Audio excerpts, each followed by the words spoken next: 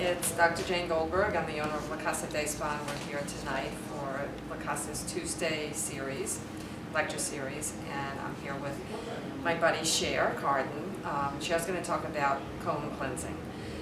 When my mother was diagnosed with cancer, we went out to Bernard Jensen, who was alive at the time, and he had written a book called Tissue Cleansing Through Bowel Management. Jensen really understood the importance of having a clean bowel, and the woman that I was working with, Ruth Sackman, who was the director of the Foundation of Advancement of Cancer Therapies, she used to say, you know, you can put all the nutrients in the body, but if you do not detoxify and you are filled with a condition of toxicity, all the nutrients in the world are not going to make you well. And Cher, certainly as La Casa's preeminent colon therapist, certainly understands that point, and she's seen a lot of bowels in her lifetime. So I'm going to hand the floor over to Cher. And, thank you very much, Jane. Very interested in hearing what you have to say. Alrighty, so I'm here to talk about sex and the colon. That sounds I got your attention, right? I don't know about that.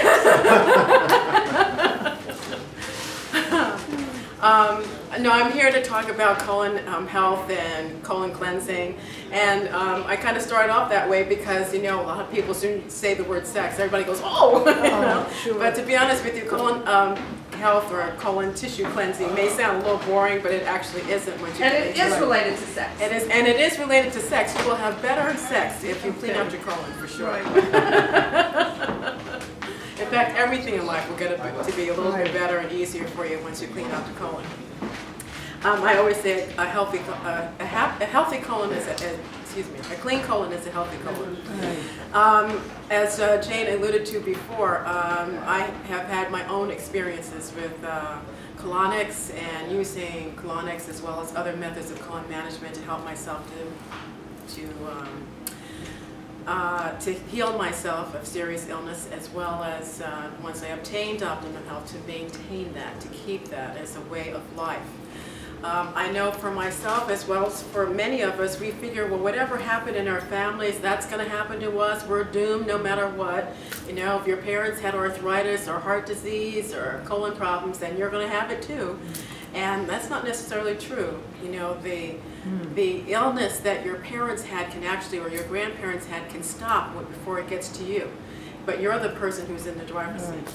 And so it's up to you to decide, well, you know, what do I want to do to take care of myself, to help myself stay healthy?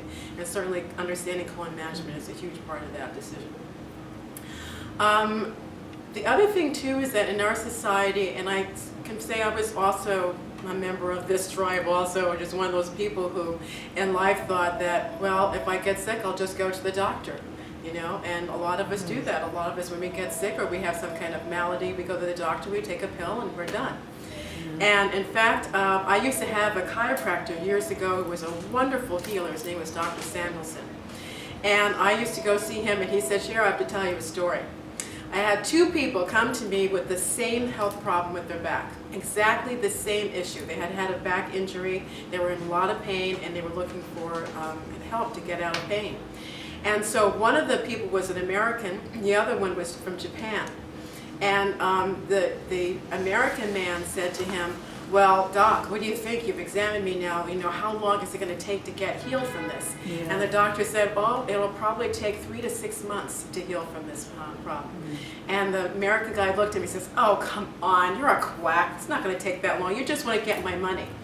And then the Japanese man went up to him and said to him, well, doctor, what do you think, you know, how long do you think it'll take? And he said, well, to be honest with you, probably between 3 and 6 months. And the Japanese man looked at him and said, really? That's all? Yes. Yeah. Because we tend to think, you know, here in this country, first of all, this is just a black hole. You throw something in it, and it goes wherever it goes, but we don't think about it. Once it enters our mouth, we don't think about it. Right. And then once that does happen, we don't think there's any consequence, or if there is a consequence, then all I have to do is take a pill, but I can handle it overnight. And I think that's probably one of the challenges of bowel colon management, is we have to get used to thinking of this as a lifestyle rather than something that we do as a Band-Aid once things go awry. But once it becomes a part of your lifestyle, then it becomes a little effortless. I know for myself, I had cancer twice in my life, and one of the things that really helped me the most, I mean, yes, it is very helpful to go to someone who is a healer or a chiropractor or an acupuncturist or a doctor or whatever and get assistance in healing yourself. That's very, very important. It's very supportive to your wellness. But it's also very important to empower yourself. Now, how can you empower yourself? You can empower yourself by learning more, by getting educated, finding out about your disease or about your malady, and finding out what you can do yourself to combat that problem. And not only will it help you to get well as far as the physicalness of the disease is concerned, but it also makes you feel good about yourself. You know, how do you feel when you answer a problem in your life? You feel great, right? Yes. You'll feel empowered.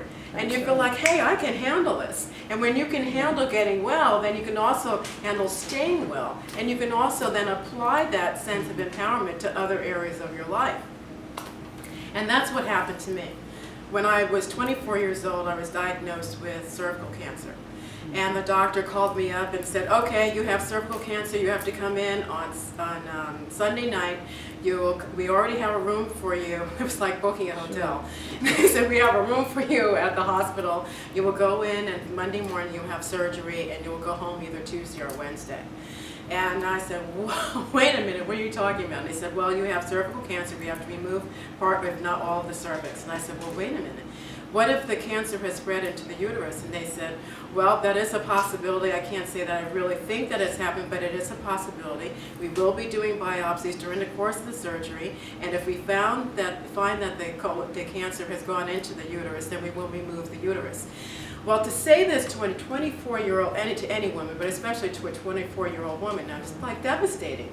And because of that invincibility that we have when we're in our 20s, you know, I said, that can't possibly be right. I can't believe that that's happening to me. I would have to possibly lose my uterus? No, I can't do that. I'm going to go for a second opinion. Well, I had just been, and the doctor was really alarmed. No, you cannot do this. Look, you have cancer. You cannot play around with this. And even over a 2-week period, his nurse called me several times and said, you must come in the hospital. This is dangerous. You can't. The cancer could spread to another area of the body. You can't play with this. And I said, How many years ago was that?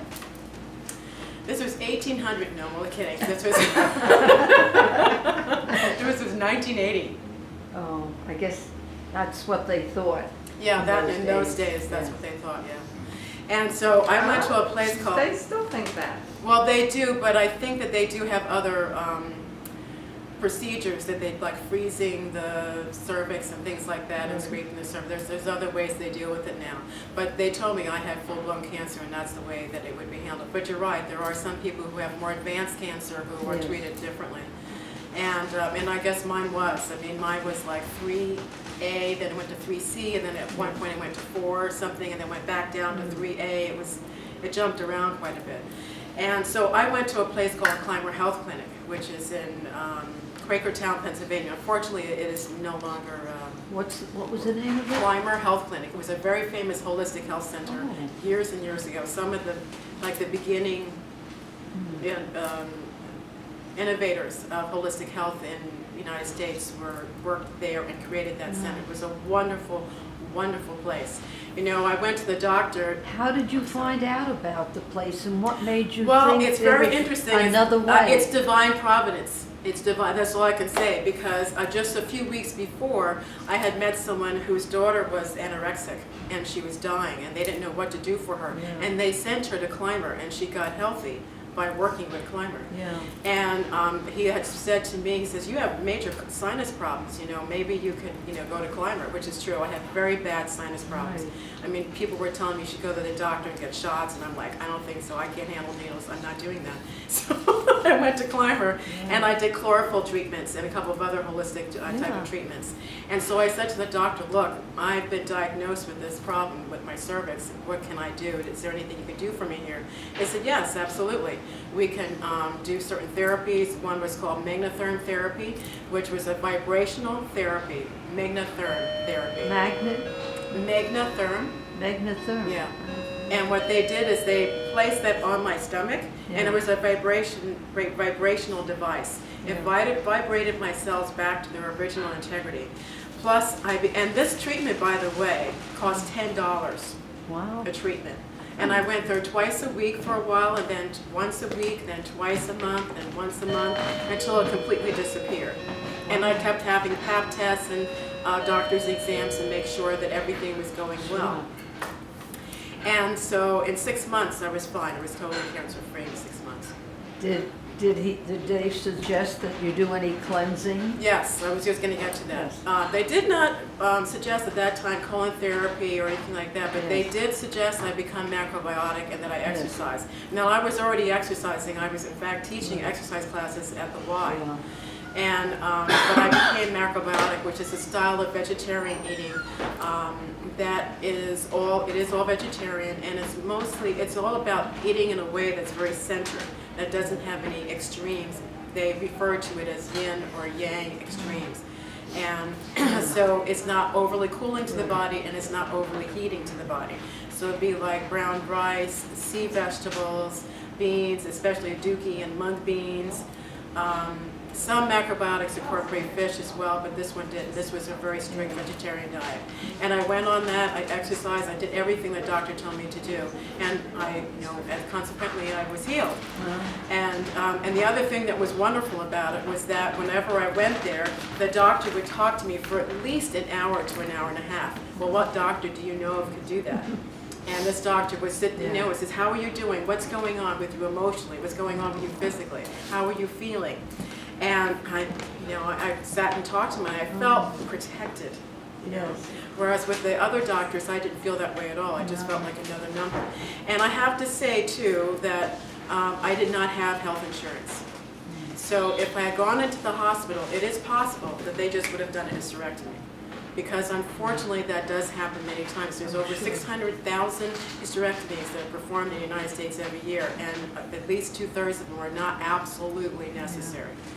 And especially if you don't have health insurance, a hysterectomy takes 30 minutes, or 45 minutes. Whereas a more complicated surgery like the cervical cancer or fibroids or something like that takes much longer. It can take anywhere from an hour to 3 or 4 or even 5 hours.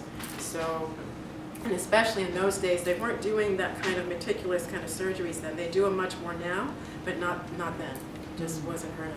Yeah. So I really did not want to become a statistic. So I did my homework, and I did my reading, and I went to Clamor, and I became macrobiotic, and I did the megatherm therapy, and I did really very, very well.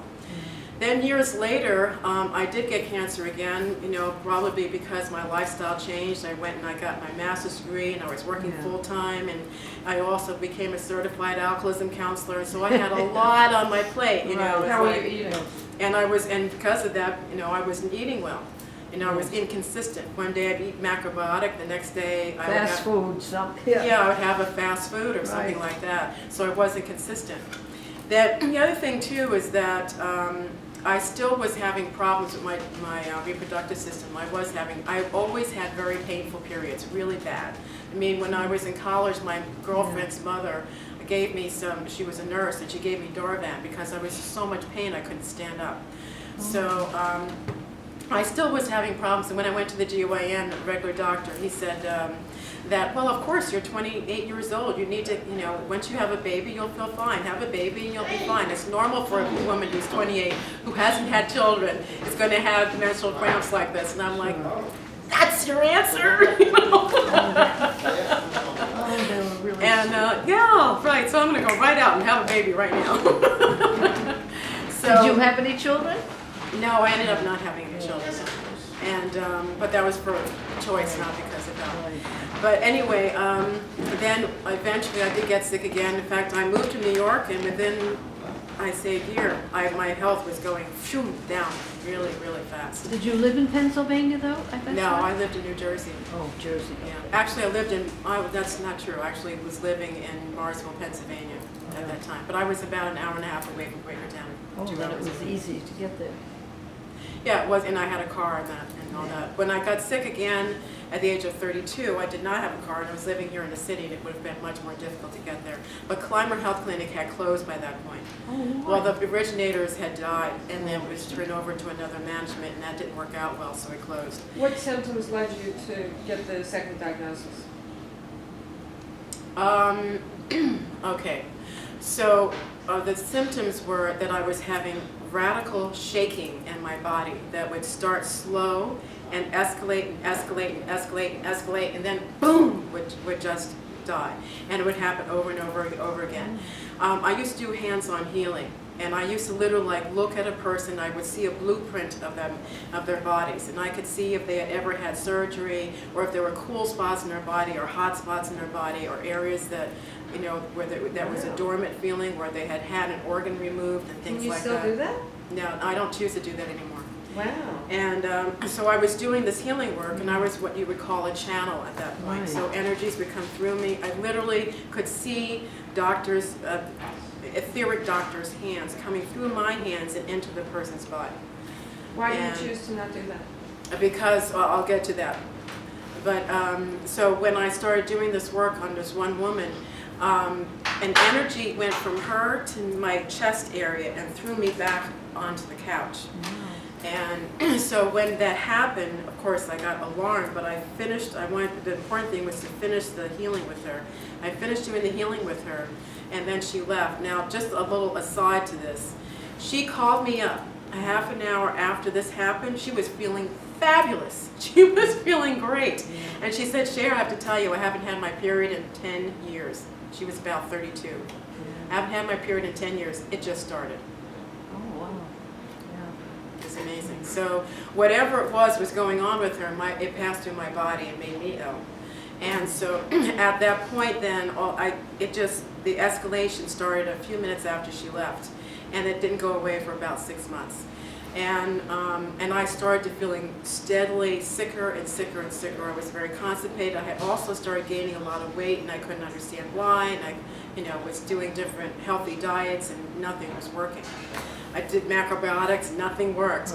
And so I went to several different practitioners, acupuncturists, herbologists, and so forth and so on. They basically told me there were issues with my gallbladder, my liver. I went to Cher Lieberman, who was a nutritionist here in the city. Right. And she told me, you have heavy metals, a lot of heavy metals.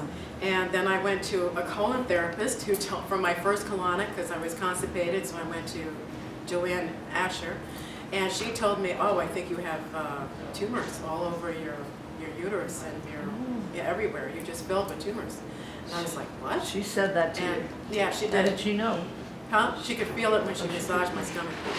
Oh, So then I went to the doctor where Cher Lieberman worked, and he said, yes. And he said, I think you, well, he didn't say it. He said, I want you to make an appointment with a family practitioner. And I saw her, and I told her, well, my colon therapist says I have parasites, I have metal poisonings, I have this, that, and the other thing. And so she examined me, and she says, well, they don't have a right to say that to you because they're not medical doctors. And so I thought that was her way of telling me that, yes, they don't have the right to say that, but also I didn't have any. And so she said, but you can go get a sonogram to make sure, which I did not do because, again, I didn't have insurance. I had limited income, so I couldn't afford to do that. I'm not going to do something unless I know I really have to. So then eventually, long story, even longer here, I went to another doctor. And when I went for a sonogram, I did go for the sonogram, and the radiologist confirmed that there were large tumors. She didn't say anything else about it because she's not allowed to. So I went to see Cher Lieberman to get my vitamins, and I was just there to get vitamins. That's it. And then I had to go to work. And the doctor came in and he said, "Oh, you're here. Come talk to me. Come into the room." And I said, "No, my appointment with you is on Monday. I have to leave. I have to go to work right now." He says, "No, this will just take a minute." He pulls me into the room, and I said. He said, well, I just spoke to the radiologist, and you have cancer. You have to go to an oncologist immediately, and you'll have to have a radical hysterectomy. So, I'm like, oh my God, I'm like totally devastated. And I said, what are you talking about? He didn't even sit me down. We're standing by the door and he's telling me this. Yeah. And so I started crying, and he says, what are you crying about? You know, you knew that this was a serious condition. I said, no, you told me I had fibroids and I could heal myself naturally with herbs. And he says, no, once they get that big, they have a mind of their own. And I said, how do you know this? Did you see the test results? He says, no, you just had the sonogram yesterday. There's no way I could have gotten the test that fast. And I said, you haven't seen the test results, but you're telling me this. And so he said, yeah, but I knew. I had examined you. And I said, okay. I left. I never went back to see him again. I just want to intrude here that I think in my experience working with Ruth, in fact, and working with different patients that have cancer, you have a personality that lends itself to taking charge of your life and questioning authority. Yeah. And that's why you are where you are today. It has as much to do with your body's resiliency as it has as much to do with your psychological makeup as it has to do with your body's ability to heal itself. And for, you know, a 24-year-old, it's pretty impressive. And a 32-year-old also. But clearly something fashioned you in that way that allowed you to take the path that you took. Well, there's a lot to be, and I thank you for that acknowledgement. There's a lot to be said about that, and I think it's a huge, and I want to get into that a little bit, that's a huge part of what I want to talk about today, and it has to do with self-empowerment. Just to finish up, the reason why I don't go back to doing hands-on healing anymore is two reasons. One is that it is dangerous to do that because you can take on someone else's energy. And number two is because I found out through my experience in asking questions and questioning authority and, you know, standing up for myself, that it was far more empowering for me and more effective for me to heal myself through the help and assistance of others rather than depending on someone else to take care of me. And I realized that my involvement in my own health was the primary responsibility as far as getting myself well again. Because truly, and in fact, even when I went to Clymer the first time, and I said, can you heal me of this? Because I was scared. And he said, I cannot promise you that. But he said, but neither can a medical doctor. No one can promise you, you know, that they can heal you. But we do have methods that will help you to heal yourself. And when I heard him say that, I really had to shift my thinking, you know, from, well, you take care of me compared to, will you help me take care of me? It's a huge difference. And because I had and this goes back to what you just talked about, I had a very difficult childhood. And I did a lot of things. I did the S training and every kind of self-empowerment training you could possibly do to find a way to convert my perception of myself as being a victim to being one that's masterful in control of my life. And so I had gone through a lot, I had shed a lot of layers of emotions and issues and letting go of previous events and what had happened to me as a child. But there was still little stuff that was there that I didn't realize. The second time that I got sick, I looked at and I was really sick. I mean, I was really ready to write a will. Because the way that I felt physically was that I was out here somewhere trying desperately to get back into my body. And I really, really felt bad. And even I went to Hippocrates Health Clinic the second time I got sick, and they said, you're at the brink of major, major disease. And if you hadn't come in when you did, I don't know what would have happened. I mean, you really have to do something to intervene right now. So I think, and I looked at myself in the mirror before I found out about Hippocrates, and I said to myself, do you want to live? And the answer I was shocked to find out was no. I really didn't want to live. Because I still hadn't gotten out of the victim mentality that I was in, that I was, you know, I had been hurt, I had been abused, woe is me, you know. And I'm not making fun of the reality of what happened to me, but I am trying to throw a little light on what we do as human beings. We take ourselves too seriously, you know. To live your life with a sense of detachment is probably one of the biggest challenges that we have. To fully be involved in life, but somehow still have a sense of detachment so that you don't take yourself so seriously that you have this rigid control of yourself or total abandon, like, oh, well, there's nothing I can do. those are two places of irresponsibility. There's no responsibility in either one of those places. And I knew the only way that I can really deal with this was to really take control of this, hold this, and own it, and do something about it from the inside out. And so I just stayed in front of that mirror every single day, and I kept asking myself the same question every day: who are you? And every day it would be a different answer. It would be, I am feeling silly standing in front of this mirror. I am a daughter. I am sad. I am angry. I am scared. I am feeling better. I am hopeful.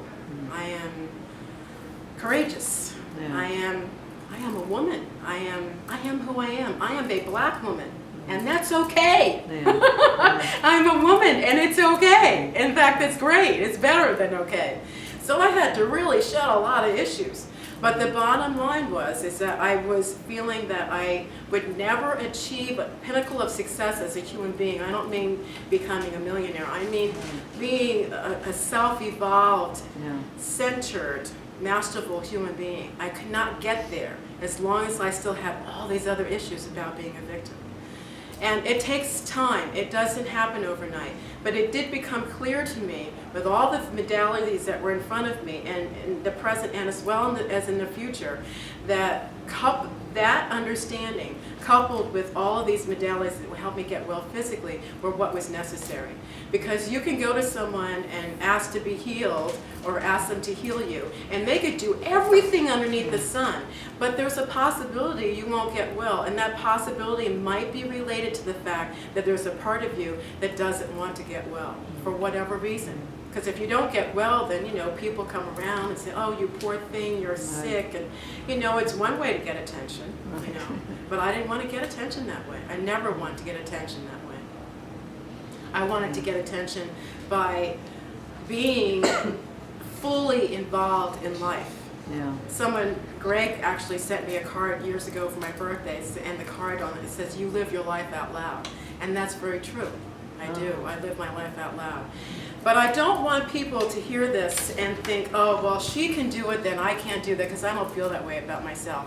You don't have to be as dynamic as I am. It's true. I'm a very demonstrative person. I have a lot of dynamic quality in my personality, but you don't have to be that way. You can be who you are, but still be in touch with the same elements of understanding that I just relayed to you. You don't have to be this big personality. You have the ability to do it on your own, no matter where you're at, psychologically or emotionally in your life. You can move forward. All you have to do is just have a sense of what it is that you want. If you want to live, then fight for it. Fight for your right to be here. So when I went to Hippocrates, one of the major things, I heard about Hippocrates again through another chiropractor. Chiropractors and I get along really well. Where Because is they've that? all helped me. Hippocrates? Hippocrates Health Institute is located in West Palm Beach in Florida. Right. It is an offshoot of, I guess that's the best way of saying it, it's like an offshoot that's modeled off of Ann Wigmore's program that started in Boston. Ann Wigmore was a pioneer in this field. Right, I heard. And she had healed herself of colon cancer as well as other things. In fact, one of the ways she healed herself is that she was sitting on the back porch, and she was, I guess, through nervous energy, she was picking grass, and she started chewing on the grass. And eventually, she did this like every day, and eventually her health got better. She was like, how did that happen? And it was because of eating this chlorophyll that was in the grass. It was healing like her. wheatgrass or something. Yeah. Yeah. And then as she got older, she started researching this more and more and more, and then she created what we know now is the Ann Wigmore Center in Boston, and then they also have one in Puerto Rico, right? Yeah. So that's an offshoot of Hippocrates? Yes, because the people who worked with Ann Wigmore, they are helping people get well through wheatgrass therapy, Rejuvelac, which is like an energy drink, and it's also a fermented drink that puts good bacteria in the body, as well as raw foods. She didn't do a lot of raw foods. She did actually more dehydrated foods. They took that premise, that original idea, and then they expanded it by opening up Hippocrates Institute in Florida. So they added to it raw foods, which is all kinds of foods that are not cooked, to help people get well, but still do wheatgrass therapies, enemas, the importance of colonics, and colon cleansing. That's the whole point. It's really about cleansing, which is, and again, like I said, it's self-empowerment. It's learning about how the body works and what you can do to help it. One of the main things that is very necessary is that we have to clean it out. Now, cats go out into the grass, you know, in the spring. As soon as it gets nice out, they start eating the grass. And why do they do that? Because their natural instinct is to clean themselves out. So nature has a way of cleaning itself out, but we have a tendency to think that because we have this consciousness that we don't have to do that because we're not really animals. But we have to understand the truth is we are animals. And it's wonderful that we have this higher consciousness, but we have to honor who we really are, which is the fact that we are animals, which means we have to not only clean and bathe ourselves and clothe ourselves, but we also have to clean our bodies out. If you try to clean out your house and you have all the stuff coming out of your closets, but your garbage cans are overflowing, you're not going to get very far in your spring cleaning. Well, it's the same thing with your body. Your body cannot be clean unless you clean, your body cannot function and do all the deep level cleansing, such as cleaning out your cells and your tissues and your organs, unless your colon is cleaned out. They say 80% of health comes from a healthy colon, and 80% of ill health comes from an unhealthy colon. So once I learned that at Hippocrates and coupled that with the wheatgrass therapy and growing sprouts, and I went a little wild with it when I got home. I bought the shelf, I put the shelving unit together, and I had trays of wheatgrass juice and buckwheat sprouts and sunflower sprouts. And I have to tell you, it's really kind of fun. I feel like a little kid. Because in the morning, because I had a studio apartment at the time, so the shelf was right next to my couch that pulled out into a bed. And in the middle of the night, I would hear a tray go boom onto the floor. Because when you're first growing the sprouts, you have to keep them in darkness, so you cover it with a tray. And then once they start growing, they get bigger and bigger and bigger. And then they throw off the cover tray. That was the wheatgrass? So I felt like it was these little beings that were teasing me in the middle of the night. That was the wheatgrass. Yes, that's right. The wheatgrass and the sprouts were waking me up. The other thing, too, I have to admit that in the morning I would wake up and I could see this vibrant energy pulsating around the sprouts. And I felt great because I was breathing in oxygen all night long. They were feeding me oxygen, and I didn't even think that that was, a great byproduct of me, growing these sprouts at night. So as a part of colon management, I'll also have to say a little bit about why it's important to have live foods. The reason why it's important to have live foods is that we are live bodies. And one of the phrases that I coined is live foods for live bodies. Why put dead food in a live body doesn't quite make sense. So when I was at Hippocrates, they said our bodies are 80% alkalinity to 20% acidity. And we need to keep that balance all the time. But unfortunately, because of our lifestyles, we have lifestyles that are 80% acidic, 20% alkaline. So you have to balance that by eating 80% of your diet should ideally be live foods. So you went down to Hippocrates? Yes, I did. I stayed there for 3.5 weeks. Who suggested that? My chiropractor, a different chiropractor, but he said, look, I was crying because I thought I might be dying. He said, look, just go to Hippocrates Health Institute. I know people who are even sicker than you who went down there and they healed themselves. So just go down there. And so I went totally on his recommendation. I called up my boss and I said, look, I can't work for 2 weeks. I'll try to get replacements for me, but I was waitressing at the time, and I explained to her, look, I have been diagnosed with cancer. I have to do something about it. I'm going to go to Hippocrates. And they said, okay, fine, you do it. I went to the landlord, and I said, look, I have cancer. I cannot pay you the rent over the next 2 months. I can't do it. But I'm willing to pay little by little by little once I start paying the rent again. And they said, okay. And they let me do it. And because I had been a good tenant. Sure. So you equated live foods with alkalinity. I'm sorry. You equated live foods with alkalinity. Yes. Yeah, I Do you want to expand on that a little bit? Because when you cook a food, you create it, and you make it an acidic. It becomes acidic when you cook it. The other thing too is live foods are filled with oxygen and enzymes, and those enzymes help your body to break it down.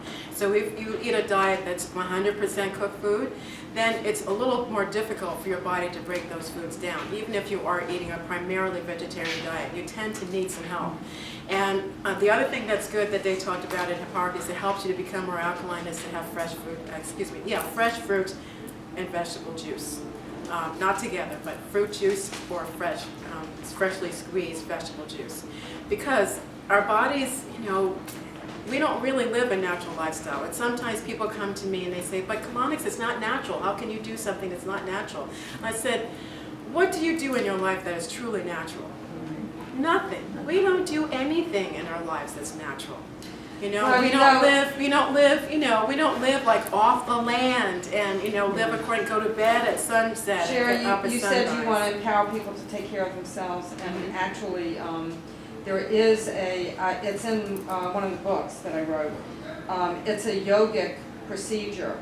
I think it's called Basti, where you actually sit in a tub of water, and the yogis have learned, they've learned to do like lying on a bed of nails, or they've learned to do various things, mastering their body and their body's responses. But one of the things they've learned to do is to suck water up into their colon to wash themselves out, just through how it is that they move their muscles in that area. So, the colonic actually is kind of replicating that as a technique for cleansing that one has mastery over if one wants to do it. Right, that's true.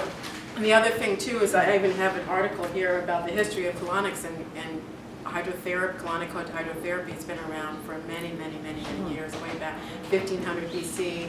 I've read some articles that say it started back in the Egyptian mystery school days. So it's actually been done in many different cultures going back many years. But because of the Industrial Revolution, how things have changed here, we've become more technological and so forth, and the medical industry is more dependent on using drug therapy and surgical procedures and things like that. So they've taken this out. In the 30s and 40s, it was actually very popular to have colonics. In fact, even hospitals did this. I had a client once who came here who said his aunt used to be a nurse here, I forget what hospital, but it was one of the hospitals here in the city, and she remembers that they used to give people colonics before surgeries. Once in a while they still do enemas for different situations, different procedures, but colonics are, well, to use a funny term, they're poo-pooed by the medical society. But they were obsessed with their bowels in Europe, and so they used to, my father used to do just a plain water enema every day. Every day. Well, I saw a show on Oprah actually about 10 years ago where there was a woman who was 80 years old who was a bodybuilder, and she was cut like she was 25 years old. I mean, she had a magnificent body, and she looked like, only she had a few wrinkles and she had a mature look about her. So you might say, well, she's about 40, 45, but she was actually 80. And there were several other women who also looked much younger than their actual age. And Oprah asked all of them, what did they do? All of them said that they did yoga every day and they did enemas every day, and they were vegetarians. Every single And what one. else? They were vegetarians. Vegetarian. I don't think everybody can be a vegetarian. Well, that's a good point, because when I became back from Hippocrates, I was extremely gung-ho about live foods, and it clearly helped me to clean out my body, lose weight.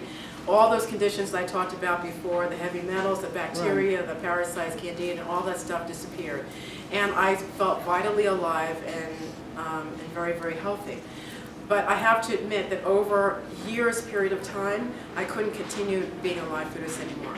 And there are some people who can be live foodists and especially live in this atmosphere and be very successful at it year after year after year, and some people may not be able to do it.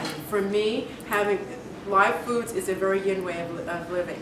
And like I was talking about before, the yin and the yang, it's more cold foods. And for me, I have to have more heat. My body does not metabolize live foods as a full diet lifestyle. I can have a certain part of my diet can be live foods, but it can't be the primary way that I eat. So live foods are raw foods. Live and raw foods, yes. Live foods are actually foods that are still growing, like sprouts. So You cut them and eat them immediately. Yeah. And One chiropractor says Or at least fermented 1/3 raw foods, at least 1/3 of your diet. yeah, I would say definitely. Have I mean, I raw. really think it should be a little bit more than 1/3, but Yeah. So how do you know you need more heat? What happens that tells you that? Well, I got really sick. My colon just started functioning. I stopped being able to digest food properly. I had tremendous gas. I've always had irritable bowel syndrome and a spastic colon. I had the beginnings of colitis when I was in my late 20s. So it was clear that my body just doesn't digest live foods very well. Even when I was feeling great doing live foods, I did notice I still had a lot of gas. Yeah. And I would still have parasite tests and stuff like that. And I didn't have parasites anymore, so it wasn't that. So it seemed to be that it was all about the live foods. And also when I started eating cooked foods, I did feel much better. Yeah. You know, the health problems started to disappear. So I used to be very dogmatic about this. I used to be very dogmatic about not having animal products to save the planet, because there were ecological reasons, there were spiritual reasons to become vegetarian for me. But I had to really abandon them. And I suppose maybe that is also part of the lesson that I had, is that becoming dogmatic, when you find something that works, that doesn't mean that you become completely dogmatic about it. You know, sometimes you have to allow yourself to learn that there are many paths. You know, it's like having a religion and thinking that your religion is the only religion and everybody else is going to go to hell.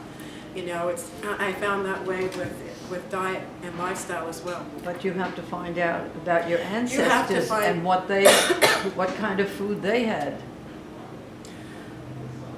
My ancestors ate a lot of chitlins and pig feet. Well, that was your immediate, but that was your immediate. Well, I don't I'm know. I talking mean, about- you know, a lot of my ancestors were slaves, and slaves were given the entrails of But it's- animals to eat. So Right. a lot of what they ate were foods that we don't consider to be very healthy. Yes, but over in Africa, where they came from, people ate animals Yeah. once in a while. Yeah. They went out to shoot them, and they certainly ate the innards because that was very healthy. Well, there is something to be said about that. I know I'm Yes. joking around a little bit, but because I also have European heritage too, and also American Indian. So there's a lot that, you know, there's a lot of different ways I can look at that according to each, you know, the European, the African, and the Native American. I could adopt any one of those ways of eating. But I found for me, the best thing for me to do was trial and error. I have a better idea now of what foods I can eat and what foods I can eat a little bit of and what foods keep me in balance. And so I try to do it that way. And that's really what I try to encourage others to do, that when you're cleansing, yes, live foods, but you may not want to be on it. The other issue with live foods and even vegetarianism is I find most raw foodists and most vegetarians eat too much junk vegetarian Yes. food. And the other thing too is that most raw foodists eat way too much nuts and seeds and avocado. It's too much for your liver. You can't eat Right. that much of Yeah. that. So you have to somehow find a way to be balanced. To be honest with you, I think it will take generations of people Right. eating impeccably to produce a diet, produce a body that can handle just raw foods. I think that we have too much evolution to get through in order to get to that point. But that's my personal opinion. You know, Greg and I had a resort spot in Puerto Rico before Ann Wigmore had her place there. And we did have a lot of salads and raw foods, and of course the fruits in Puerto Rico were great. But we weren't exclusively raw. And after she opened, there were a lot of people that were coming that had been there, living there. There were always a lot of people living there. Like they'd live there for a month, they'd live there for 6 months or for a year. And they would always come over, and I would ask them why they were coming over to La Casa, because it was a 2.5-hour drive. They were coming over for the food. Oh. Their bodies were not tolerating well all raw, and they were also eating too much fruit, so it's too much sugar. And they were feeling tired, their hair was falling out, they were having Yeah. symptoms of not eating the Yeah, balanced diet. I'm even, from what I understand, I've been to Hipparchus a number of times, but I haven't been there in quite a while. And I'm understanding now that they have cooked food nights now. So they're also even having a little bit of fish there too, which is a Sure. radical difference from the way Hipparchus was when I was Right. there Yeah. in 1989. And because we're finding that some bodies are not able to handle 100% raw foods That's right from the right. get-go.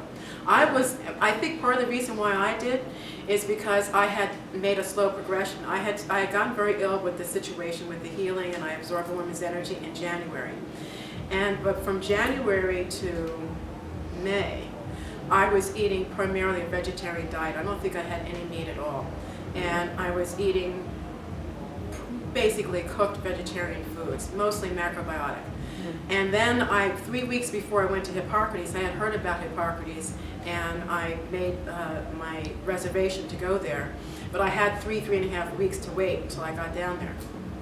So I called them up and I said, what can I be doing now? Right, yeah. So I started doing enemas, and I started doing wheatgrass implants also on my own at home. Wheatgrass. I did an enema in the morning, and I did an enema at night to clear out the bowel, and I would follow it by implanting 4 to 5 ounces of wheatgrass juice immediately after the enema. I would let my body hold it for 5 to 30 minutes, whatever I could handle, and let my body absorb that. And The wheatgrass juice? yes, the Yeah. wheatgrass juice. As And an so I enema. think what happened is Yeah. by the time I got to Hippocrates, I had already done a lot of cleansing, and I think that's why Yeah. I didn't have that much of an issue. I did have a lot of gas, though. I have to admit, I had terrific gas. But because I was doing the enemas, it helped me to deal with it more effectively. It takes at least a year of really impeccable lifestyle to clean out the colon. It takes a while. Right. You know, especially if you come from a typical American lifestyle Right. way of eating. It's going to take a while. And How Yes. often do you recommend a colonic? once every season change, because your body goes through changes every season change. And in fact, I want to get more into, I got a lot into the food, but I want to get more into the colonics itself. What is a colonic? A colonic, You don't mean that. oh, You mean when a season change for a really healthy body. yes. And when people initially come in, I usually get an assessment of what's going on in their body.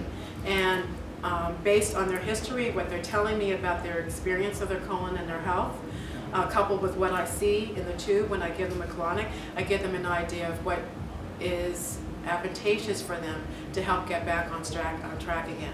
Because sometimes people come in and, you know, they could be at various stages of lifestyle development. So And say then- if your diet has been the average American diet, would you recommend, say, coming once a month initially, and then once you develop a... No, usually I suggest at least 3 within 10 days. And as a start, because it takes 3 colonics really to clean out the colon, really as a surface cleaning. Okay. And then after that, they might come in weekly or they might come in monthly, whatever it is that they can do, and some of it is also about their budget. So whatever it is that they can do that we can get the maximum amount of work out of the colonic. But I also am suggesting to them supplements, I'm suggesting products that they can break up old stuff that's stuck to the walls of the colon. I may be recommending certain dietary changes, you know, because there are some foods that belabor the colon more than others. And so we talk about that. And the other thing too is we talk about what is the concept. We both use the word the average American lifestyle diet. Well, that varies. Our perception sure. of that is very, very different. I remember back in the 90s, everybody, and even on TV, they were saying, well, eat moderately. You know, you have a little bit of coffee, a little bit of alcohol, a little bit of meat, a little bit of this, a little bit of that. Well, by the time you get moderation of all those moderations, you've got an incredibly toxic body. We live in a time now where I tell people, I'm going to be straight with you. This is work. It's not, you can't get a colonic and assume that everything's going to be fine. Yes. You got to work at it. Because we live in a time period where we have an onslaught of so much toxicity in the air, in our food, the pesticides, everything that's coming into our system. Plus, our food is not really at the level that it should be because our topsoil has been compromised. So we have to eat impeccably. Not only that, but also our emotional tensions have risen so high. This is just not, we don't have the kind of life that our ancestors had. I mean, they had stresses for sure, but it's a little bit different for us. We have a lot more to deal with, to contend with. And the colon is an organ that helps you to let go of the past. I think every organ in the body helps you to deal with a specific emotion. And for the colon, I think a lot of it has to do with grief and anger. And a lot of the stuff that's gone on in our past does get lodged in the colon. I mean, what do you do when you're afraid? You go, Yes. does anything move when you're like this? No. So So your you're emotional life- you're holding in emotions. Yes. So when you get a colonic, you're not only cleaning yourself out, but you know, you're letting go of emotions. Yes. What is the thing that you do when you have a good bowel movement? What is the thing Yes.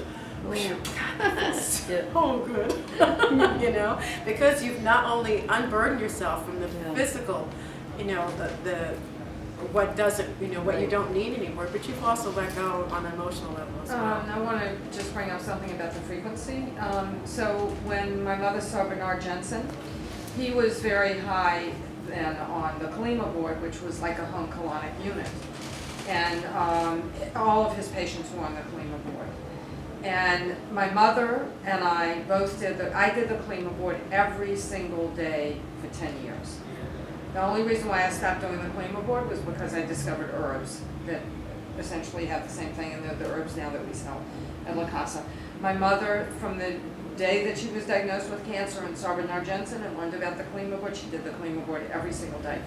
I don't have any problem with, nobody uses the Kalima board anymore. I'm not sure why. Maybe they do in California, but in New York, nobody has one anymore. I don't even know what it Well, is. it has to do again with the willingness to take control and Yeah. to do it on your own, and Yeah. because many people feel they don't have time, they don't have this, they Yeah. don't have that, and Yeah. they don't So- want to be in contact with it. I would be very happy if La Casa introduced to people the idea of colon cleansing, and they came for a colonic, and then they went home and they bought a Kalima board and they did their colon cleansing at home. Even though it would mean less business for La Casa, I'd still be really happy about it. No, in fact, I've often referred people to that, especially people who have very stubborn colons or very stubborn situations where clearly colon therapy is going to help them. I myself, when I came back from Hippocrates, I got colonics every week for over a year, every single week, sometimes twice a week, and I was doing enemas at home and doing wheatgrass implants afterwards. And I also employed other things. Like Jane said before, I take the bull by the horns, and I went out and I bought myself an ozone machine to get myself ozone, and I did acupuncture, and I did Yes. vibrational therapies. I did a lot of other things. It wasn't just colon therapy. Colon therapy is only one of the many things that have to do with the wheel of life of the colon. And there's many, many, many other things I teach people to do, such as elevating your feet when you go to the bathroom. The way that we go to the bathroom is we're sitting on a throne, literally. As in England and other areas where aristocrats and members of royalty would hire their inventors to give them a throne to defecate on. Because the way that we started off going to the bathroom was by squatting. They squat in the woods. Right. And so now what they did is they created a throne with a hole in it, and then they could sit on it. But unfortunately, when you sit like that, you're actually depressing these areas of the colon, which is also the two areas where colon cancer is the most prevalent, because they're not being evacuated fully. But when you elevate your feet, where are you talking about, the ascending and descending? well, actually, yeah, but also the sigmoid and the cecum area. Those are the two areas where you most often find colon cancer. So you sit on the toilet and you elevate your You should feet. elevate your feet by putting them on a stool in front of you. And that way what happens, and you'll notice, is you'll feel it. It'll be an energetic thing, you'll feel it. And what happens is that energy but the body opens up, that lower cavity opens up, and everything comes out much easier, and it comes out without you straining, which is another thing that people complain about, that they feel they have to strain in order to go to the bathroom. But if you elevate your feet, you shouldn't need to strain at all. Okay. And that also would help you to not get hemorrhoids. Actually, doing it over a hole in the ground is the best. Squatting is the best. Well, which is really what they do, and many still do in some Asian countries. They still Yeah. squat. Unfortunately, a lot of them are now adopting the toilet system. Yeah, when I went to Greece, it was decades ago. I went to Greece in '66. I found a lot of holes in the ground. Yeah, but good, they yeah. make bathrooms like that. You stand there and you squat and you go. Yes, that's true. And that is the way. In fact, that's the way you're supposed to have children too. And Is that- it's also healthier for the earth to receive Yeah. I don't know. that's what it's designed for, is Mhm. to help the earth grow vegetables. What about coffee enemas? Dr. Gonzalez Coffee likes that. enemas, basically coffee is, I'm getting actually farther ahead. I want to go back and just go back to the original thing. Colon therapy is a way of cleaning out the colon using gentle flushes of water. The water that's used could be anywhere from 15 gallons to 30 gallons. And basically it is a stream of water that's going through the body. There's no vacuuming, there's no sucking it out, there's no high pressurized system, nothing like that. And you're not holding 15 gallons of water either. It is a stream of water that's going in and back out. And as it goes out, the peristaltic action of the colon gets stimulated. What does that mean? Peristaltic action is referring to the muscular undulation that your body goes through, your colon goes through to push things along. If you can imagine the colon is a long tube, and along that tube is this undulating muscular activity that is massaging or pushing the bowel out. Now the colon is about 5 feet long, for some people it's even longer. And just like any other muscle in the body, it could atrophy, get tired, it's underworked. And what happens is in some areas the colon may not be working as well as others. Colon therapy is very good at getting the entire colon back together. Like enemas are helpful, and I'm not in any way putting them down, but enemas are mostly working the lower parts of the colon. When you get a colonic, it's really encouraging the entire colon to get involved in the act. And so it helps to massage and get I call it going to the gym for the colon. It's, when you go to the gym, it's like, you're working your biceps, and after a period of time, after going back to the gym, you notice that the muscle's getting stronger, stronger, stronger. So going back to what you said before, it is advantageous for people to get colonics really a lot more often than I even recommend. And that was the point about the Kalima board also. It didn't have to do so much with, you do a Kalima board every day and you're having regular bowel movements. It's not so much about moving the material, the stool, out. It's about building the colon as a muscle and strengthening the muscle. And the water going through, the undulation of the water does that. It actually strengthens the colon as the muscle that it is. Okay. So that it works more efficiently and effectively in the end. Exactly. The other thing, I was going to say something else about... So people could have colonics every day with no problem. Yeah, they really could. Okay, and that brings up two issues that people often say in response to that. Is, well, what about bacteria does get washed away, and what about the electrolytes? Well, there's two ways to replace that. One is eating a healthy diet will do it, because a healthy colon actually will produce its own bacteria. However, some people at different times may need to have probiotics, and they usually come in pill form. And when you take those, it has all the major probiotics in it that will help your colon to deal with bad bacteria that may be in it. And it's not just the colon, it's also the small intestines as well. There was something else I was going to say. My mind goes bing, bing, bing, bing, bing. The electrolytes. On the electrolytes. And that could be replaced by having fresh vegetable juices. And that will bring the electrolytes back into the body again.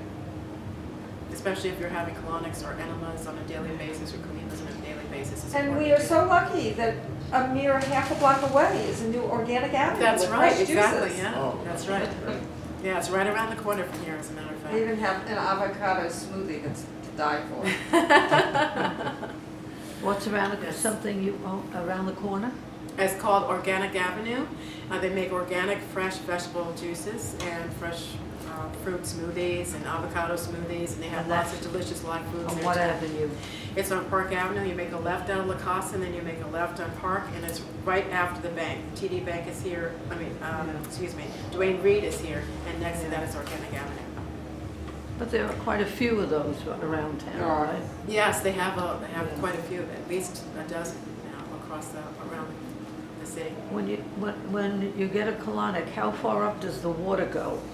Past, I'm glad you're asking this question. Oh. It keeps me on target.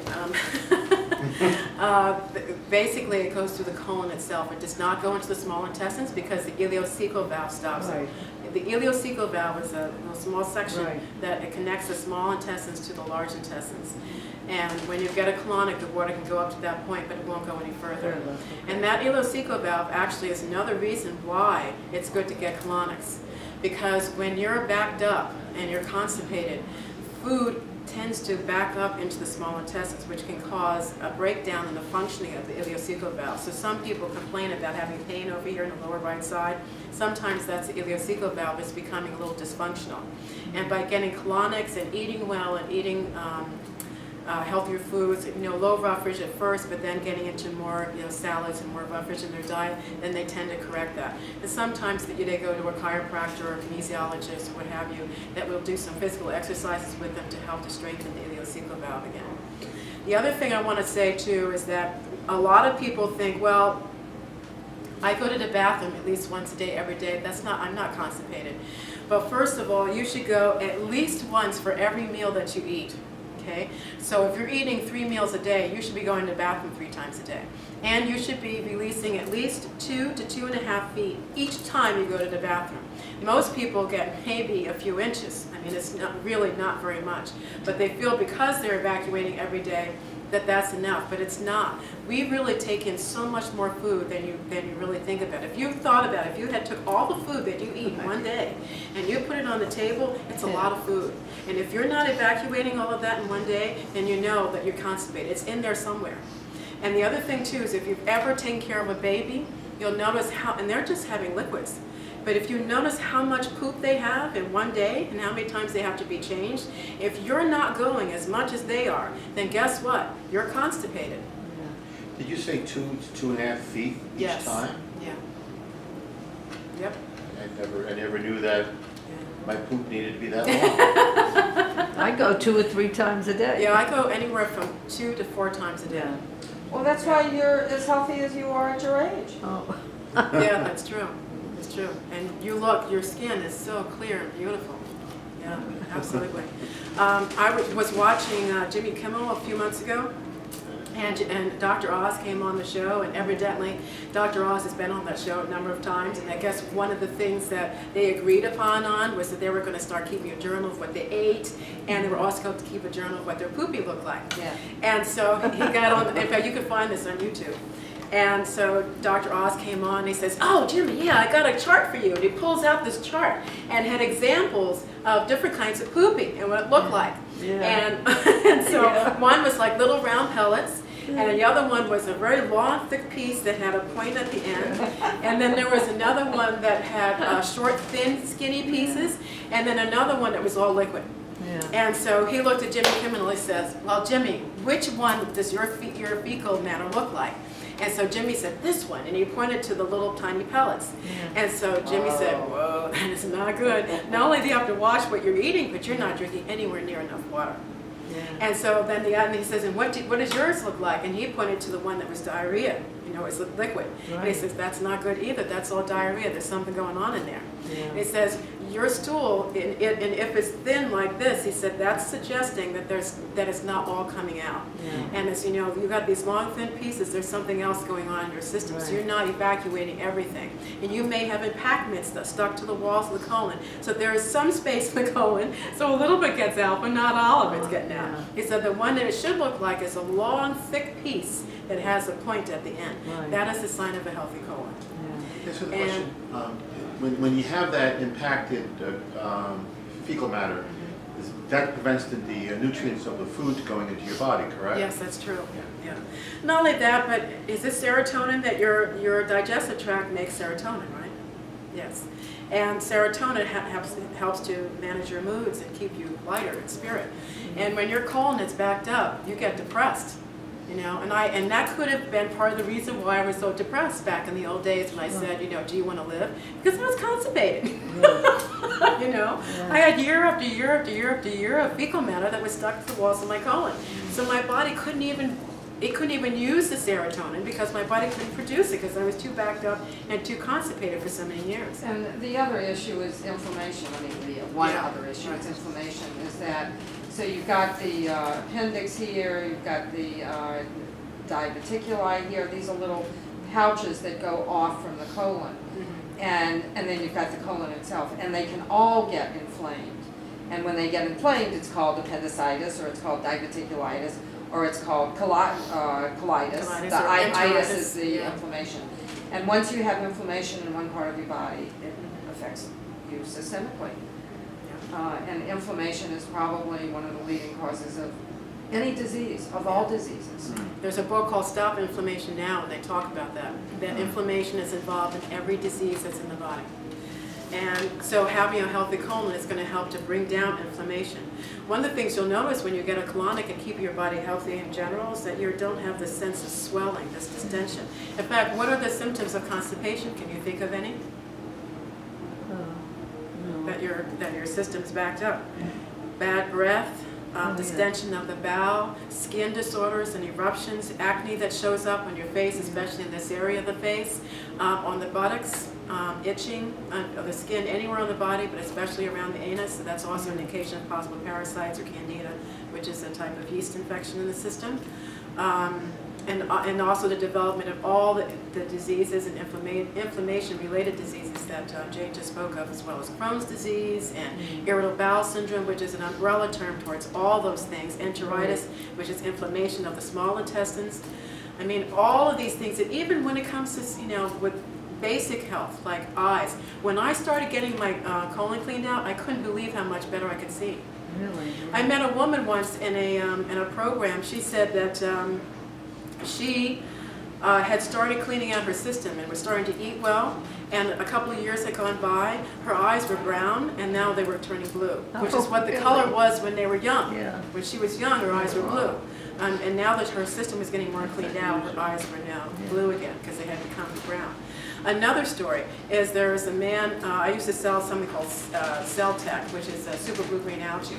And this man had been an asbestos worker earlier in his life. And then he started taking the Celtec, super blue green algae, drinking wheatgrass juice, and eating well. And he started to notice that there was this black ooze that was showing up, coming out of the pores of his skin. And he had no idea what it was. And he went to the doctor, and the doctor scraped it and put it underneath the microscope and found it was asbestos. His body was trying to find a way to get the asbestos out of his system. Wow. And by cleaning his system out. Oh my God. See, that's an example. See, I mentioned before about this is a black hole and all the stuff goes in and we don't know what happens to it. That's an example of it. Our bodies, because we're walking and talking and functioning, we think everything's great, but we don't recognize the magnificent machine that we're walking around in and how just one little thing goes wrong and it all unravels.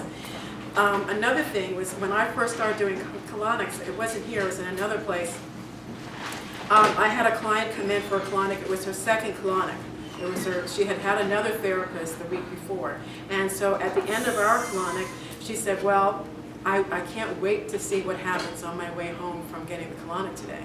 And I said, why do you say that? And she said, well, because last week when I walked home after having the colonic, I could have sworn I was stoned off of cocaine. And Really? yeah, and I said, oh, that's very interesting. And then I thought about it, and I remembered she had been a very serious cocaine user for many years, but hadn't used in 5 years. Yeah. And I bet that the colonics that she was getting now was pushing the dormant, drugs that was in her system out. Yeah. Well, they ought to do that. So the cocaine was probably backed up in her colon. Yes, that's right. Yeah. So it was lodged in that right. part that was lodged. That's right. against the They wall. say that women who go to the bathroom 2 times a week or 3 times a week or 4 times more likely or more at risk to get breast cancer. And If they don't have frequent bowel movements. yeah, you're supposed to go to the bathroom 2 or 3 times a day.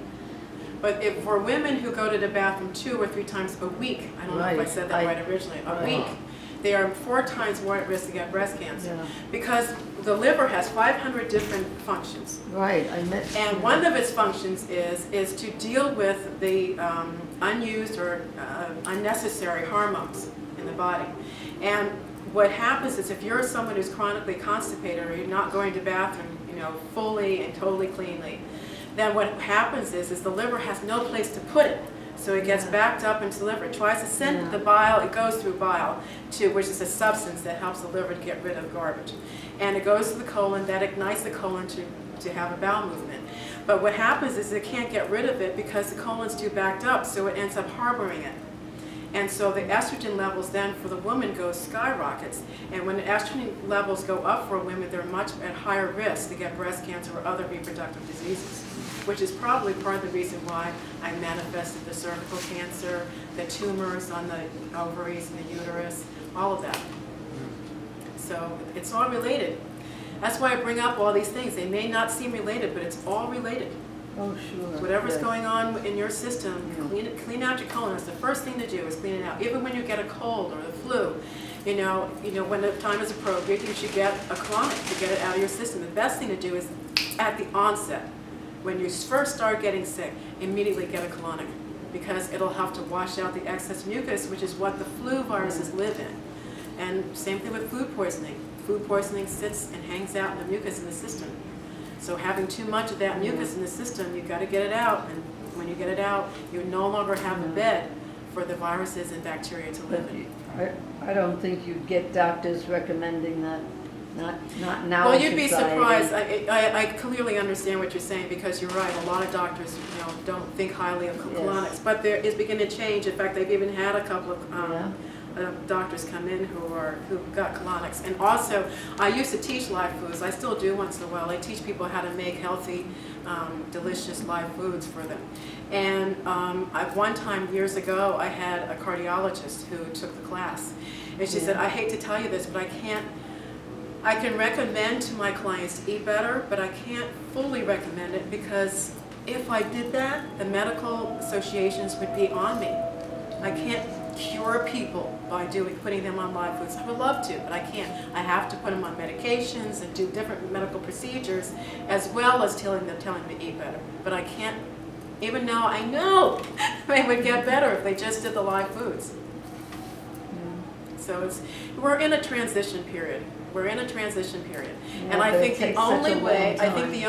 that this is going to be transformed, or one of the only ways, is to educate each other. I even educate my doctors. I woke up once with I didn't know what was wrong with me, but I could not pee. I could not pee, and I was in so much pain. Right. And I went to I think this was even before I became a colonic therapist, but I went to the hospital. And the doctor looked at me, examined me, he says, "I think you have a bladder infection." And I didn't even know what a bladder infection was. I had never had one. And so he said, "I'm going to recommend," he was very nice and very helpful, that he recommended a antibiotic. And I said, "Well, I don't do well with antibiotics. In fact, I really think I'm allergic to them, because I had a very bad experience with them." And so he says, "Well, you're going to have to do something." I said, "Well, how about herbs? What if I took golden seal or echinacea?" And I rattled off a number of other herbs. He said, "Well, what's that?" And I said, "Well, they're herbs that could be used instead of antibiotics." Right. And so he says, "Wow, I didn't know that." And I said, "Yeah, in fact, a lot of medicines come originally from herbs." Sure. And I said, "In fact, Valium comes from valerian root." And so he said, "Really? I had no idea." And I said, "Oh, yeah." And he was so open to it. I was so pleased. Usually they dismiss Yeah, I you. know. Usually they just dismiss you. But he was like, and I told him, "Get this book and that book and that book." And he said, "Thank you. I'm going to look this up." And so I went home, and I took golden seal and echinacea, and I was fine within 24 hours. In fact, a few hours later, I was getting better. You but the took pain was gone in echinacea? 24 hours. You took echinacea And golden seal. and golden seal.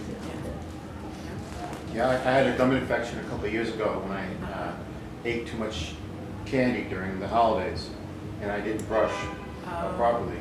And the doctor was recommending antibiotics, and I ended up just using oil of oregano Right. on my gum, and that cleared it Yeah, up. well, That yes, cleared it up. oregano is good. In fact, a lot of tooth decay and problems with infections in the mouth and so forth are related to colons that are not operating Right, well. yes. In fact, most people with irritable bowel syndrome, especially with spastic colons, Yeah. have major problems with their teeth, because their bodies are not absorbing nutrient Right. to feed the teeth. And the more that they correct that problem with the irritable bowel syndrome, the stronger their teeth are. Somebody said she was a nutritionist. Her dentist decided to use a probiotic, open it up, and put it inside, the gum area. Got rid of her periodontal disease. Oh, that's interesting.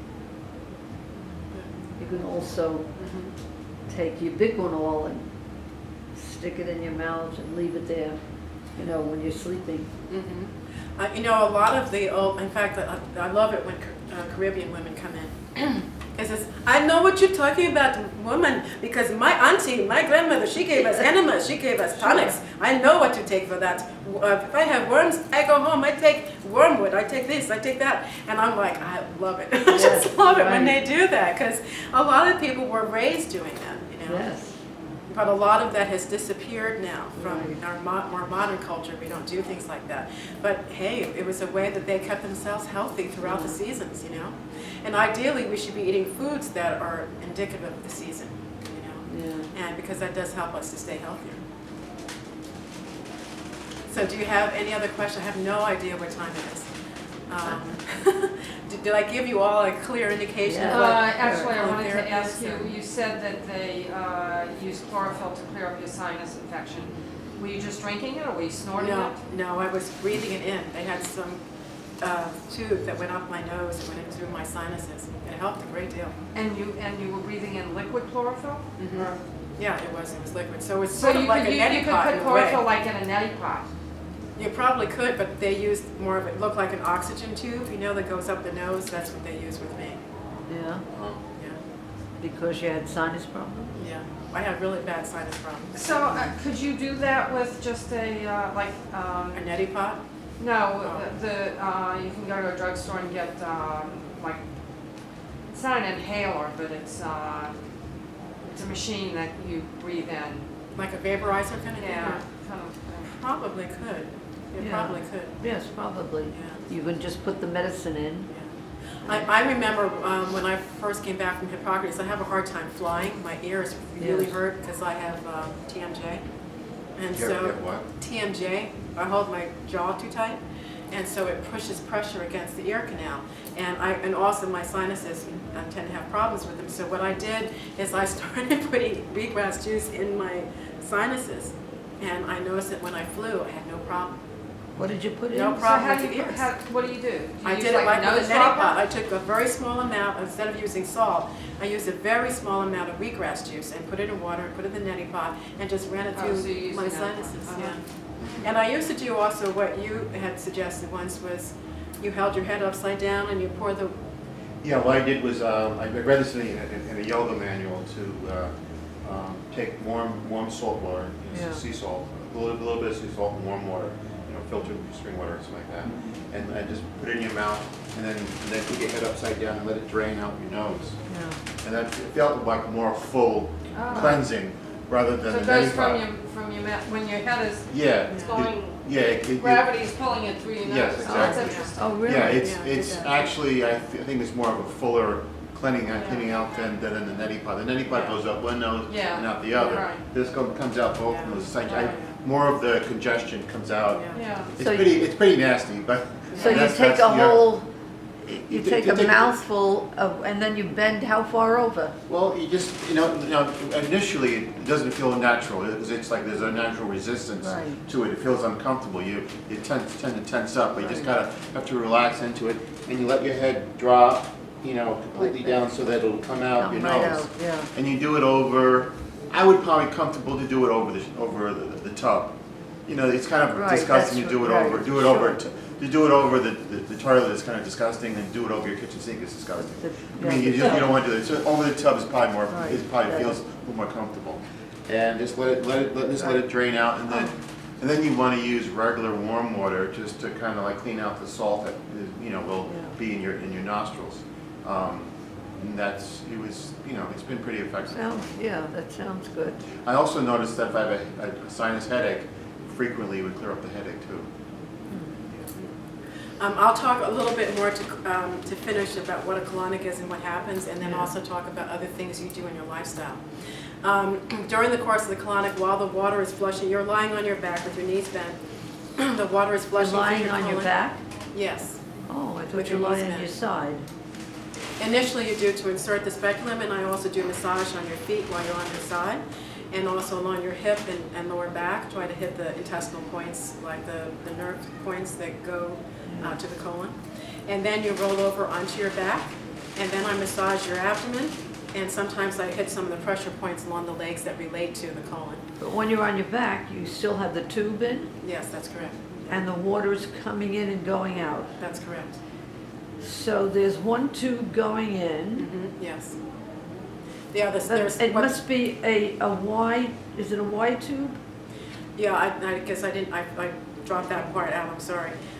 During the course of the colonic, or at the beginning of the colonic, I insert what's called a speculum into the anus about 3 or 4 inches. it accommodates, it has two holes that accommodate the inflow tube and the outflow tube that's attached to the drain. So your modesty is maintained during the course of the session because everything is going into the tube and straight down to the drain. So you're not in touch with it, you can't touch it, you don't smell it, it's all going into the Right. tube. And during that time, I'm massaging you, and I'm giving you water and then releasing it, and giving you water and then releasing it. Yeah. But there's no engine, there's no machine in there, Right. no choo-choo, nothing. It's just Right. it's just the water going in and going out. So it's really just the law of gravity. In fact, that's Right. it's even called that. It's called the wood gravity flow machine. It takes about 35 to 45 minutes, and during the course of this session, we will have a conversation about, you know, what are your goals? What is it that you want, you know, out of this experience? What do you want after the colonic? How do you want to be assisted? I talked to them about diet, lifestyle, what are they currently doing, what could be improved, what can be refined in their diet, things like that. Some people have reasonably good, in fact, I've had women come in who are into exercise, they eat really well, they're vegetarian and all this stuff, they eat a balanced diet, but they are amazingly constipated. They're And I said, constipated? yeah, amazingly Yeah. constipated. Yes, and I it's- said, do you drink any soy milk? Yeah, I have it every day in my protein drink. Yeah. That's it. And you know, soy just shuts down the colon, it tightens it up, Really? and nothing comes up. And the other thing too is soy does a number of other things. You know, we're It discovering about soy. Soy milk constipates you. Yeah. I'll have to ask my Japanese friend. Yeah, I would avoid soy milk and tofu, you know, it's just, Yeah, it, I it, don't. it does cause problems. I There's a book I called- never have soy except for 2 weeks ago. I had, at the potluck dinner last week, I didn't know it was tofu, but Yeah. it was some kind of bread, and I thought, I can't recognize Indian food. It's Yeah. delicious, but I don't know what I'm eating. Right. So, as it turns out, it was tofu, and I didn't know that. Sure enough, I got a really bad back. My back started hurting like crazy the next day, Oh. and I couldn't go to the bathroom, and it was because of the tofu. I mean, obviously, some people it affects it more than others, but soy does have a tendency to constipate you. It puts too much stress on the liver. It's been related, regular use of it has been related to a number of liver and thyroid ailments. It Yeah. changes your If somebody hormones. It that changes wrote- your hormones, and so it can affect your Yeah. thyroid. In fact, that's also one of the things that's corrected with colon therapy too, and colon management, is the thyroid can get thrown off. If it goes hypo, the temperature is not regulated properly. And when your temperature goes down, your body is not as strong in fighting disease, especially cancer. Along with colonics, we have add-ons, what we call add-ons. And one of them is the use of a biomat. And when people lie on the biomat, the infrared heat comes into the body, it brings down inflammation, it's also very soothing, you go into la-la land, it's just a very comfortable and comforting experience. In fact, it's so comforting that I bought one myself, and I sleep on it every night.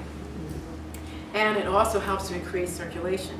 It's also helping to regulate the heat in the body, because our body, if you can imagine, our bodies just have different pockets of temperatures, and those temperatures could be different. It could be 103 degrees in your intestines, but another part of your body could be 97, another part of the body could be 100. But what you want is to have an equal temperature throughout the whole body. And the biomat and things like a netsu, I sit which on a is- biomat when I'm doing Yeah. with my psychoanalytic patients, and it's really dangerous for me because I get so relaxed that I have to really make myself wake up. The patient's talking to you because they're on the couch, so they can't see what I'm doing. Yeah. So the biomat, if you turn it up high enough, it's really relaxing. Yeah, very much. How far up, how, That's right, you have a biomat. yes, the temperature, how, Well, if I'm sleeping it overnight, I keep it on this very lowest setting. But even if you raise it up, it will drop down over, I forget if it's 45 minutes or an hour, it will drop down to the lowest temperature automatically. oh, And, but yeah, that's what I do. And here I raise it up because they're only on it for about 35 minutes to 40 minutes. If you lie on it for 40 minutes at high temperatures, you will help to really regulate the temperature in your body, and it helps your body to combat major disease all the way as up to well. the top number? You Yeah. put it up there Mhm. for 35 or 40 minutes? Yeah. Yeah. If you go to the website, you will find lots of testimonies of people who have cured themselves of major diseases, and also just help them to deal with or regulate their bodies. Okay, so What else, what other questions do you have about the colonic itself? Maybe how to prepare for it? Okay, so it Preparing has- for the colonic or afterwards? No, I just wanted to know how it worked. The water going in, you shut it off, the water coming out, and you Yeah, just and what keep comes doing out is that. fecal matter, Yes, gas, signs of acidity, which is kind of, I don't know how else, because I could say it's acid, but mucus what or does that mean? mucus or something? Hmm? Mucus sometime? Yeah, that's right. lot of Mucus, mucus. parasites, candida, Worms. worms can come out, and also a lot of invisible toxins such as medications, Yeah. pesticides, poisons. Yeah. That stuff can come out also through Can you the colon. sometimes see the medication, like you can see it in the fecal No, matter? but I have seen, and maybe this is what you're alluding to, I have seen capsules of medication that people take. I've also seen other interesting things. I saw a whistle once. It was, Yeah. it was yellow and orange. Yeah. I saw this yellow, I was like, what? I said, look at that. And the guy looked and he says, oh my God, it's a whistle. What I said, is- how did you swallow a whistle? And What he was said, it, a kid? when I was 7 years old, I took this Cracker Jacks box and I put it up and I just, ate it. Yeah. And I knew I swallowed it, but what can you do You once you figured it swallow would it? come out. That's Yeah. right. Eventually it'll come out, and it came out during the colonic. I saw a nickel, a dime, Right, a sure. penny. I've seen pennies twice. So that's amazing that an entire whistle would get lodged in the colon and not move. Yeah, well, that can happen. Yeah, that can happen. Amazing. Sure. Now, The other thing, Because it just gets stuck Yeah. somewhere in that whole system. another thing I see a lot is chewed gum. Gum? I see that a Yeah, lot because a lot of that's people true, swallow their gum. And I see this thing all chewed up in there, and that's chewing gum. Mm-hmm. Another thing that I used to see, I don't see it so much anymore, but when you buy a bag of Cheetos or potato chips, Yeah. it's on that spindle, and there's a hole in the bag so that it can go onto the spindle. Well, when they punch those holes into the bags, those little holes end up going to the bottom of the bag. Yeah. And I see tons of those coming out of people, especially people who eat, potato chips or something like that. I'll see these little blue things, red, orange. Yeah. Listen, I want to say that you need to be, Jimmy Kimmel has to have you instead of Dr. Oz. You know so much more about colon and what is Right. in the colon and coming out of the colon than Dr. Oz will ever know. Yeah. Okay, we'll Now- send them the YouTube video. Yes, that's right. We'll send them this video.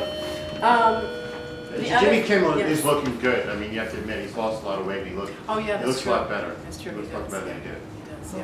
Who was this? Absolutely, yeah. Somebody you know? Oh, Jimmy Kimmel is a late night talk host. Oh, He yes. comes on around Yeah. 11:30, I think. Oh, I think it's Yeah. on channel 2 or 4 or something. No, not 4. I think 7 or Seven. 8, It's seven, yeah. 8 or 9. are you treating him? Hmm? Are you, No, but he was the man that Dr. Oz visited on his show. He was Oh, I showing see. him the fecal matter and what Oh, it I should look see like, that, the healthy yes. fecal matter, unhealthy Right. fecal matter, yeah. So that's something we can talk about too. What are signs of a healthy colon? Well, Right. that's one of them. Is What looking do you at your think fecal matter every day. of a Look at the fecal bathroom. transplant? I'm sorry. Fecal transplant. Fecal transplant? Transplant, yes. Did you mean implant, using implants after a colonic? Because you started asking me about that before. I didn't answer Yes, your question. well, people who have trouble with their colon, the colon. Right. Well, what you can do to facilitate a, You get somebody else's fecal matter, yeah. then you mix it with saline, and then I think you strain it, and then you do the enema with it. Well, the ones that we do here, there's 4 implants that we suggest, and you can choose any one. One of them is wheatgrass juice, and Yeah. that's what I did when I told you when I went to Right. Hippocrates. And after the colonic is over, then we have an implant tube where we put wheatgrass juice in it. It goes down into the tube and into your body. Your body holds it for 5 minutes.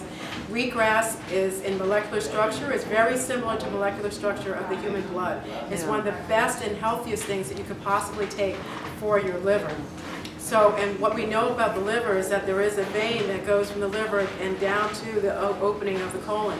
And so when that wheatgrass juice comes in, it goes into the that vein and feeds the liver, which is one of the healthiest things you can do for it. It also helps the liver to expel bile, Yeah. and it also helps to get rid of mucus. It breaks Yeah. down mucus in the colon. So it does a number of different Right. things. And it also helps replace the electrolytes that are Right, lost during yeah. colonic. Another thing that you can use is coffee. Coffee is a stimulant, as we know, and if you Right. take organic That's coffee, what brewed Dr. coffee, Gonzalez likes. He's a Yes. doctor that treats a lot of people, with cancer. yes, pancreatic cancer, Mhm. and uses a lot of enzymes and coffee enemas. Yes. Yep. And coffee enemas Yes. are, what that does is it stimulates, again, the liver to dump bile, and that bile Yeah. may have a lot of toxins in it. Right. And those toxins then are released through the tube at the end of the colonic session. There's two things that But we, the fecal transplant, it's not a transplant. You got enough feces. You don't need a transplant. no, what I'm saying is, but An implant if is somebody what you- has, no, it's a transplant. Why would you get a fecal transplant? I don't understand. C. diff, that disease C. diff kills people. C. diff, you never Yeah, heard of it? I'm not familiar with That's- that. C. diff is actually what Sal had contracted in the hospital, Oh. my friend Sal. C. diff, and They're taking fecal material from somebody who's healthy and transplanting it Oh, into I see now what you're somebody saying. who's Oh, not. okay. Right. And they're so far with humans, they're only using it on the digestive issues like colitis. But they're also doing it on animals. And they are getting pretty good results with it. Not Oh, wow. always, but they Excellent, sometimes yes. get good results. So they implant it into the rectum? Yeah. yes, Yeah. with an enema. And I think overseas, like in Denmark, they were putting it into capsules, so they were swallowing. Yeah. But in the New York Times, there was a whole story about this man. He was really sick. He had to have a lot of his colon removed. He didn't want to do that. So somebody said, go down to Florida, Yeah. go to this doctor that's doing the Wow. fecal transplants. All of a sudden, the government said, doctors can't do it anymore. So he spoke to the guy, told him what to do.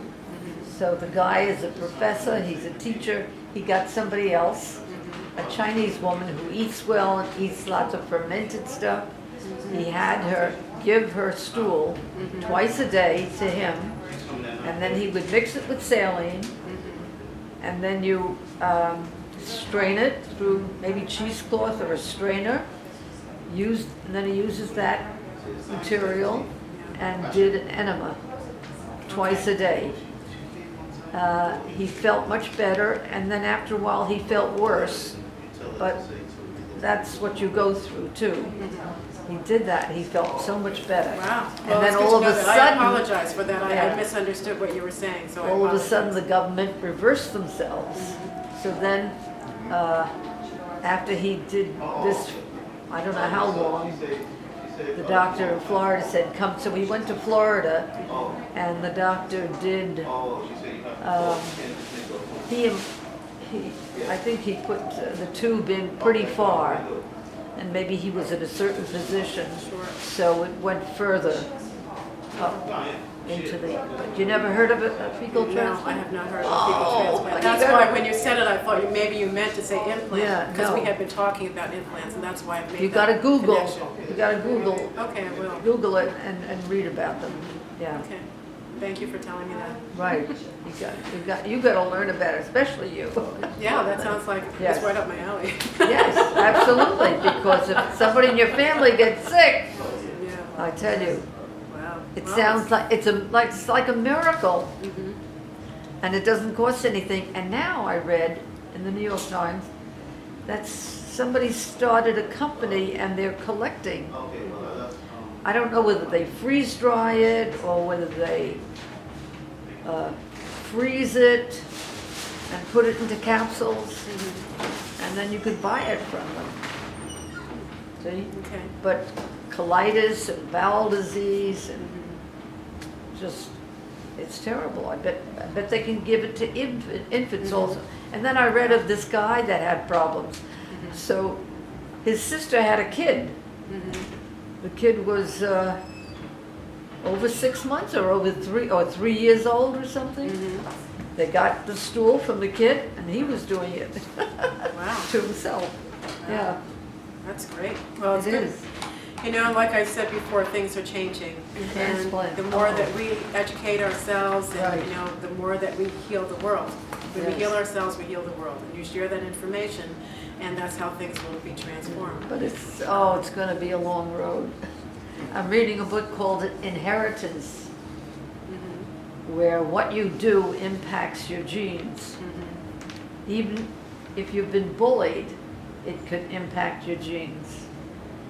Well, So If it's you're not, bullied, it's, it'll you know, impact your genes. you're not You mean- defined just by your genes.